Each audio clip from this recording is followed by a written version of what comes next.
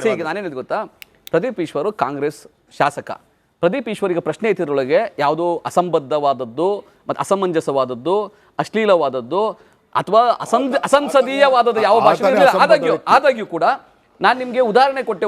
ಅರವಿಂದೋದ ಒಂದು ಉದಾಹರಣೆ ಕೊಟ್ಟೆ ನಾನು ನಿಮಗೆ.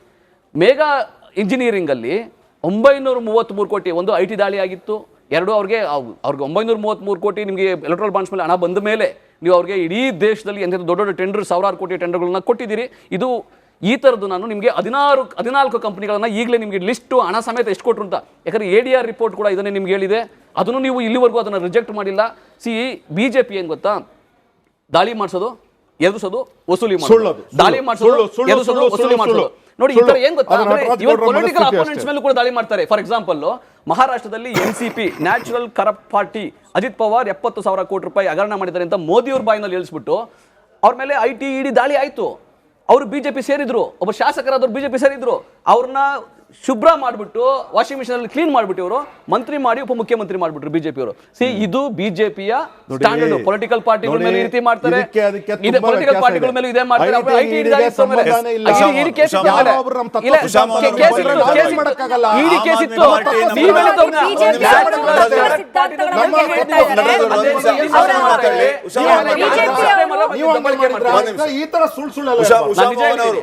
ಅವಾಗ ಹೇಳ್ತಾ ಇರ್ತಾರೆ BJP ಅವರು ನಮ್ಮ ಮೇಲೂ ಈ ರೀತಿ ದಾಳಿ ಮಾಡಿದ್ರು ಅಂತ ಹೇಳಿ. ಇರೋ ವಿಚಾರ ಇಡೀ ದೇಶಾದ್ಯಂತ ಇದೆ. ನಾನು ಒಂದು ವಿಚಾರವನ್ನ ಬಹಳ ಸ್ಪಷ್ಟವಾಗಿ ಇವತ್ತು ಹೇಳ್ತೇನೆ. ಆಮ್ ಆದ್ಮಿ ಪಕ್ಷದಲ್ಲಿ ಸರ್ ಎಂತ ಸ್ಕ್ಯಾಮ್ ಸರ್, ಮೊನ್ನೆ ತಾನೇ 2 ವಾರಗಳ ಹಿಂದೆ ಡೆಲ್ಲಿ ಹೈಕೋರ್ಟ್ ಹೇಳಿದೆ. ಡೆಲ್ಲಿ ಹೈಕೋರ್ಟ್ ನಾನು ಜಡ್ಜ್ಮೆಂಟ್ ಕಾಪಿ ಓದ್ಲಾ ಹೇಳಿ. ಒಂದ್ ನಿಮಿಷ, 10 ವರ್ಷಗಳ 200ಕ್ಕಿಂತ ಹೆಚ್ಚು ಸುಳ್ಳು ಕೇಸುಗಳನ್ನ ನಮ್ಮ ಮೇಲೆ ಹಾಕಿ ಎಲ್ಲಾ ನಾಯಕರನ್ನ ಜೈಲಿಗೆ ಕಳಿಸುವಂತಹ ಪ್ರಯತ್ನಗಳನ್ನ ಮಾಡಿ ಇವತ್ತು ಎಲ್ಲರೂ ಬೇಲ ನಂತರ ಕೋರ್ಟ್ ನಲ್ಲಿ ಇವತ್ತು ಆದೇಶಗಳು ಬರ್ತಾ ಇದಾವೆ. ನಾನು ಹೇಳ್ತೀನಿ 2022ರಲ್ಲಿ ತಪ್ಪು ಮಾಡಿದವರು ವಂಚನೆ ಮಾಡಿದ್ರು ಹೋಗ್ಲಿ ಬಿಡಿ. ಯಾಕೆ ಸರ್ ತಪ್ಪು ಮಾಡಿಲ್ಲ? ಹೈಕೋರ್ಟ್, ಡೆಲ್ಲಿ ಹೈಕೋರ್ಟ್ ಮೊನ್ನೆ ಹೇಳಿದೆ ಅಲ್ಲ, ಬಹಳ ಹೋಗ್ಲಿ ಅಂತ ಹೇಳ್ತಿರೋದು. ತಪ್ಪು ಮಾಡಿದವ್ರು ಹೋಗ್ಲಿ, ನಾವು ಏನು ತಪ್ಪು ಮಾಡಿಲ್ಲ. ನಾನು ಅದನ್ನೇ ಹೇಳ್ತಾ ಇರೋದು. ಅಷ್ಟು ED CBI ರೇಡ್ಗಳಾದ್ರೂ ಕೂಡ ಒಂದು ಬಿಡಿ ಕಾಸು ಕೂಡ ನಮ್ಮ ನಾಯಕರಲ್ಲಿ ಅಥವಾ ಸಿಗ್ಲಿಲ್ಲ. ಸಿಕ್ಕಿದ್ರೆ ತಾಕತ್ತಿದ್ರೆ ತೋರಿಸಿ ಅಂತಾನೆ ನಾವು ಆವತ್ತಿಂದ ಇವತ್ತಿಗೂ ಕೂಡ ಹೇಳ್ತಿರೋದು. ಡೆಲ್ಲಿ ಹೈಕೋರ್ಟ್ ಅದನ್ನೇ ಹೇಳಿರೋದು. ಅದ ನಂತರ ಒಂದು ಸುಪ್ರೀಂ ಕೋರ್ಟ್ ಹೇಳಿದೆ, ಕೇಜ್ಡ್ ಪ್ಯಾರೆಟ್ ಅಂತ, ಪಂಜರದ ಗಿಳಿ. ಯಾರಿಗ್ರಿ ಹೇಳಿದ್ದು? ED CBIಗಳನ್ನ ನೀವಿವತ್ತು ಒಂದು ನಿಮ್ಮ ಕೈಯಲ್ಲಿ ಇಟ್ಕೊಂಡು ಒಂದು ಪಪ್ಪೆಟ್ ರೀತಿ ಆಡಿಸ್ತಿದಿರಲ್ಲ, ನಿಮಗೆ ಯಾರು ಅಧಿಕಾರ ಕೊಟ್ಟಿದ್ದು? ನೀವು ಆ ಹಿಸ್ಟ್ರಿನ ನೋಡ್ತಾ ಹೋದ್ರೆ 2014 ಬಿಜೆಪಿ ಆಡಳಿತ ಬಂದ ಮೇಲೆ ಅಲ್ಲಿ ED CBIನ ಬಿಡ್ತಾರೆ, ಅಲ್ಲಿ ಒಂದು ನಾಯಕರನ್ನ ಹೆದರ್ಸ್ತಾರೆ. ತದನಂತರ ಅಲ್ಲಿ ಆ ಪಕ್ಷಗಳನ್ನ, ಒಂದು ಪ್ರಾದೇಶಿಕ ಪಕ್ಷಗಳನ್ನ ಹೊಡೆದು ಇವರ ಒಂದು ರಾಜಕೀಯ ಪ್ರವೇಶ ಮಾಡ್ತಾರೆ. ಅದು ಒಂದೇ ವಿಚಾರನ. ಅಶೋಕ್ ಚವಾನ್ ಅವ್ರನ್ನ ಕೇಳಿ ಮಹಾರಾಷ್ಟ್ರ, ಅದಾದ್ಮೇಲೆ ಕಾಂಗ್ರೆಸ್, ಆದರ್ಶ್ ಕೋಆಪರೇಟಿವ್, ಈಗ ತಾನೇ ಹೇಳಿದ್ರು ಅವರು, ಅಜಿತ್ ಪವಾರ್ ಅವ್ರದ್ದು ಆಯ್ತು. ಆಮೇಲೆ ನವೀನ್ ಜಿಂದಾಲ್ ಹರಿಯಾಣ ಕೋಲ್ ಬ್ಲಾಕ್ ಸ್ಕ್ಯಾಮ್ ಅಲ್ಲಿ ಯಾವ ರೀತಿ ಅವ್ರು ವಾಷಿಂಗ್ ಮಿಷಿನ್ ಹೋಗ್ತಾರಂತೆ, ಪೌಡರ್ ಹಾಕ್ತಾರೆ, ಇನ್ನೇನೇನ್ ಮಂತ್ರ ಹಾಕ್ತಿರೋ, ಒಂದ್ ಸ್ವಲ್ಪ ಕ್ಲೀನಿಂಗ್ ಪೌಡರ್ ಮತ್ತೆ ಈ ಕಂಫರ್ಟ್ ತರ ಏನ್ ಹಾಕ್ತಿರೋ ಎಲ್ಲ ಕ್ಲೀನ್ ಆಗಿ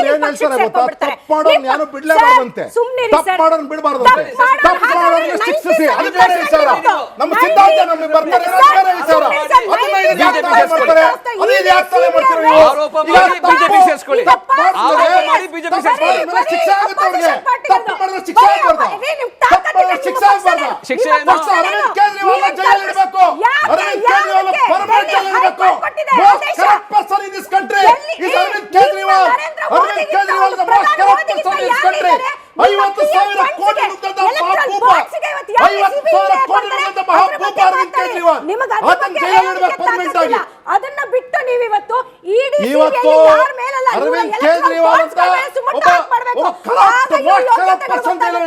ಅದನ್ನ ಬಿಟ್ಟು ಇವರು ಬೇರೆ ನಾಯಕರು ಎಲ್ಲ ಅಪೋಸಿಷನ್ ಪಾರ್ಟಿ ಲೀಡರ್ಸ್ ಮೇಲೆ ಹಾಕೋದಂತೆ.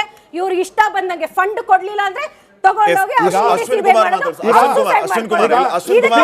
ಸರ್ಕಾರದ ಒಂದು ಭಾಗ ಆಗಿದ್ದೀರಿ ನೀವು ಕೂಡ. ಈಗ ಕಾಂಗ್ರೆಸ್ನವರ ಆರೋಪವನ್ನು ಒಪ್ತೀರಾ? ಬರ್ತೀನಿ ಅಶ್ವಿನ್ ಕುಮಾರ್, ಒಂದ್ ನಿಮಿಷ ಅಶ್ವಿನ್ ಮಾತಾಡಿ. ಈಗ ನಾನೇನಿದ್ ಗೊತ್ತಾ, ಪ್ರದೀಪ್ ಈಶ್ವರು ಕಾಂಗ್ರೆಸ್ ಶಾಸಕ. ಪ್ರದೀಪ್ ಈಶ್ವರಿಗೆ ಪ್ರಶ್ನೆ ಎತ್ತಿದ್ರೊಳಗೆ ಯಾವುದೋ ಅಸಂಬದ್ಧವಾದದ್ದು ಮತ್ತು ಅಸಮಂಜಸವಾದದ್ದು, ಅಶ್ಲೀಲವಾದದ್ದು ಅಥವಾ ಅಸಂಸದೀಯವಾದದ್ದು ಯಾವ ಭಾಷೆ ಆದಾಗ್ಯೂ ಕೂಡ ನಾನು ನಿಮಗೆ ಉದಾಹರಣೆ ಕೊಟ್ಟೆ, ಅರವಿಂದೋದ ಒಂದು ಉದಾಹರಣೆ ಕೊಟ್ಟೆ ನಾನು ನಿಮಗೆ. ಮೇಘಾ ಇಂಜಿನಿಯರಿಂಗಲ್ಲಿ 933 ಕೋಟಿ ಒಂದು IT ದಾಳಿ ಆಗಿತ್ತು. ಅವ್ರಿಗೆ 933 ಕೋಟಿ ನಿಮಗೆ ಎಲೆಕ್ಟ್ರಲ್ ಬಾಂಡ್ಸ್ ಮೇಲೆ ಹಣ ಬಂದ ಮೇಲೆ ನೀವು ಅವ್ರಿಗೆ ಇಡೀ ದೇಶದಲ್ಲಿ ಎಂಥ ದೊಡ್ಡ ದೊಡ್ಡ ಟೆಂಡರ್, ಸಾವಿರಾರು ಕೋಟಿ ಟೆಂಡರ್ಗಳನ್ನ ಕೊಟ್ಟಿದ್ದೀರಿ. ಇದು ಈ ಥರದ್ದು ನಾನು ನಿಮಗೆ 14 ಕಂಪನಿಗಳನ್ನ ಈಗಲೇ ನಿಮಗೆ ಲಿಸ್ಟು ಹಣ ಸಮೇತ ಎಷ್ಟು ಕೊಟ್ಟರು ಅಂತ, ಯಾಕಂದರೆ ADR ರಿಪೋರ್ಟ್ ಕೂಡ ಇದನ್ನೇ ನಿಮ್ಗೆ ಹೇಳಿದೆ. ಅದನ್ನು ನೀವು ಇಲ್ಲಿವರೆಗೂ ಅದನ್ನು ರಿಜೆಕ್ಟ್ ಮಾಡಿಲ್ಲ. BJP ಏನು ಗೊತ್ತಾ, ದಾಳಿ ಮಾಡಿಸೋದು, ಎದುರಿಸೋದು, ವಸೂಲಿ ಮಾಡೋದು, ದಾಳಿ ಮಾಡಿಸೋದು, ಎದುರಿಸೋದು, ವಸೂಲಿ ಮಾಡೋದು. ನೋಡಿ ಈ ತರ ಏನ್ ಗೊತ್ತಾ, ಇವತ್ತು ಪೊಲಿಟಿಕಲ್ ಅಪೋನೆಂಟ್ಸ್ ಮೇಲೂ ಕೂಡ ದಾಳಿ ಮಾಡ್ತಾರೆ. ಫಾರ್ ಎಕ್ಸಾಂಪಲ್, ಮಹಾರಾಷ್ಟ್ರದಲ್ಲಿ NCP natural corrupt party Ajit Pawar 70,000 ಕೋಟಿ ರೂಪಾಯಿ ಹಗರಣ ಮಾಡಿದ್ದಾರೆ ಅಂತ ಮೋದಿಯವ್ರ ಬಾಯಿನಲ್ಲಿ ಹೇಳಿಸ್ಬಿಟ್ಟು ಅವ್ರ ಮೇಲೆ IT ED ದಾಳಿ ಆಯ್ತು. ಅವರು BJP ಸೇರಿದ್ರು, ಒಬ್ಬ ಶಾಸಕರಾದವ್ರು BJP ಸೇರಿದ್ರು. ಅವ್ರನ್ನ ಶುಭ್ರ ಮಾಡಿಬಿಟ್ಟು ವಾಷಿಂಗ್ ಮಿಷನ್ ಅಲ್ಲಿ ಕ್ಲೀನ್ ಮಾಡಿಬಿಟ್ಟು ಇವರು ಮಂತ್ರಿ ಮಾಡಿ ಉಪಮುಖ್ಯಮಂತ್ರಿ ಮಾಡಿಬಿಟ್ರು BJP ಅವರು. ಇದು BJPಯ ಸ್ಟ್ಯಾಂಡರ್ಡ್. ಪೊಲಿಟಿಕಲ್ ಪಾರ್ಟಿಗಳ ಮೇಲೆ ಈ ರೀತಿ ಮಾಡ್ತಾರೆ, ಪೊಲಿಟಿಕಲ್ ಪಾರ್ಟಿಗಳ ಮೇಲೆ ಇದೇ ಮಾಡ್ತಾರೆ.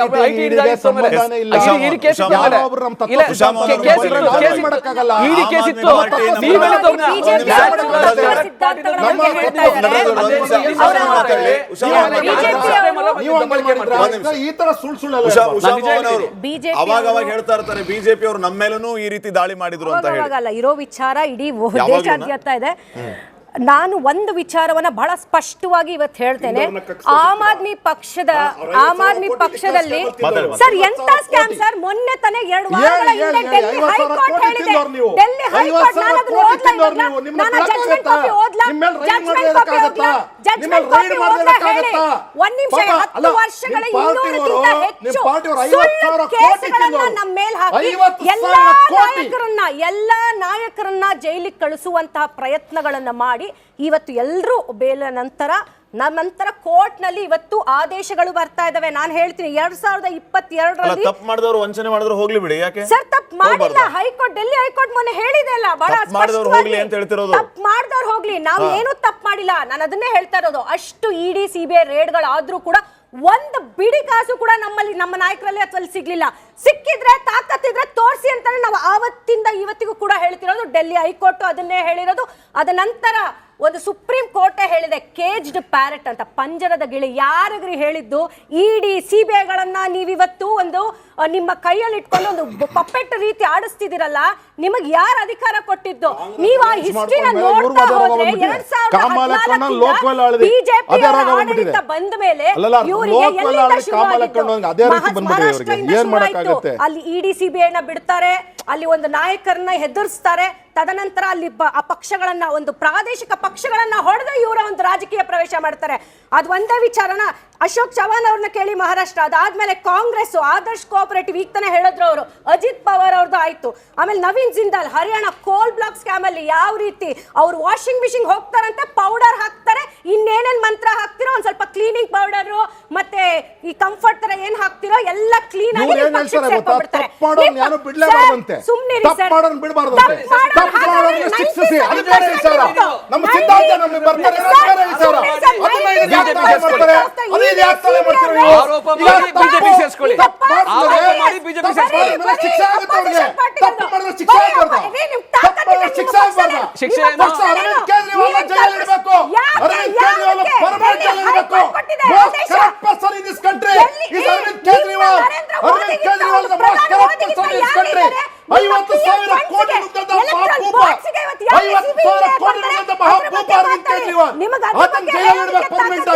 ಅದನ್ನ ಬಿಟ್ಟು ನೀವಿವತ್ತು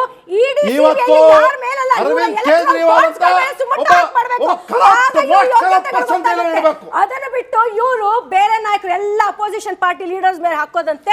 ಇವ್ರು ಇಷ್ಟ ಬಂದಂಗೆ ಫಂಡ್ ಕೊಡ್ಲಿಲ್ಲ ಅಂದ್ರೆ ತಗೊಂಡೋಗಿ ಅಶ್ವಿನ್ ಕುಮಾರ್ ಸರ್ಕಾರದ ಒಂದು ಭಾಗ ಆಗಿದ್ದೀರಿ ನೀವು ಕೂಡ. ಈಗ ಕಾಂಗ್ರೆಸ್ನವರ ಆರೋಪವನ್ನು ಒಪ್ತೀರಾ? ಬರ್ತೀನಿ ಅಶ್ವಿನ್ ಕುಮಾರ್, ಒಂದ್ ನಿಮಿಷ ಅಶ್ವಿನ್ ಮಾತಾಡಿ.